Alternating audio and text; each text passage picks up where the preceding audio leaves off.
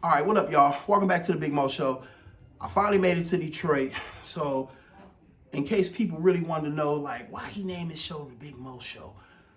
And we call him Mickey, we call him Jag, we call him J Mo for my people in Ohio. So, one of the reasons why I call myself Big Mo is because of her father. This is my cousin Kelly. Her father is one of my favorite uncles. He is my favorite. He is my favorite, not was, but he is my favorite uncle. Taught me how to really burn on that grill, something seriously. He was definitely the cook of the family.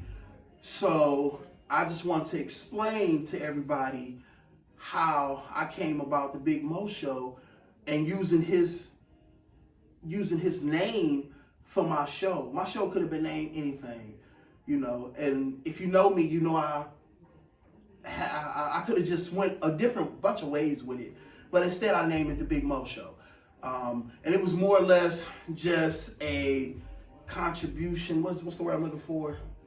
Paying homage to him, rocking my cousins Cardi's. They real, not fake. But anyway, Tony, yo, what up, dog? So I wanted to just talk to Kelly and just let her know how much that I love her father.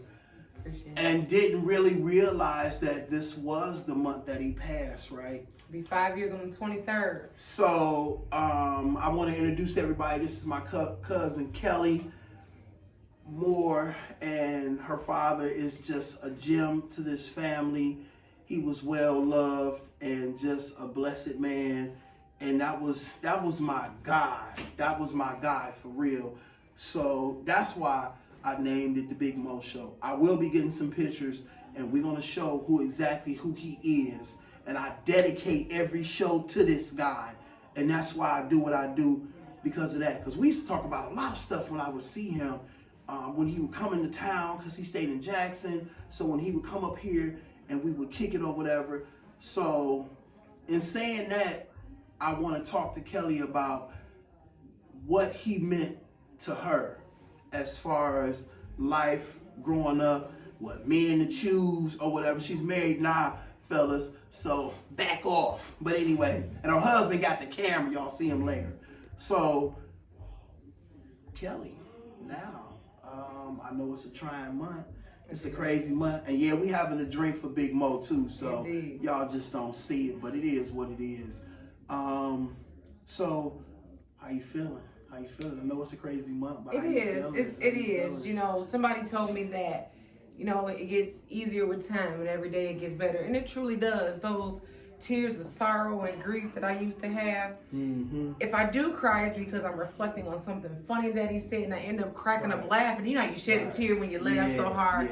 And that's what it becomes. You know, I talked to my husband about him because unfortunately he didn't get a chance to meet him, but I try to make sure that, you know, I keep him alive, you know, not only through what I say, but through, you know, action and deed. I was movements, very fortunate to know my dad, to be raised by him. You know, it's unfortunate a lot of people don't come from a two-parent household. I was very blessed, you know, to have my mother and father married in 75. I came along in 81, the oldest of 3 children. And just to see him, I lost him at the age of 33, and he came like a thief in the night. We had truly no idea. And it was unfortunate because he passed in front of my mom. You know, she just thought he was asleep. So, and we tried, you know, different measures in the hospital. It happened on the 16th of February, but all the invasive measures that they tried, unfortunately, it didn't work. But I was there through the end. I actually signed his do not resuscitate order, and I was strong through all of that. I had no choice but to be, and I realized, like, the strength that I'm probably displaying. So has it been what? It's been 2 years now. 5 years. 5 years. Look at me talking about 2 years.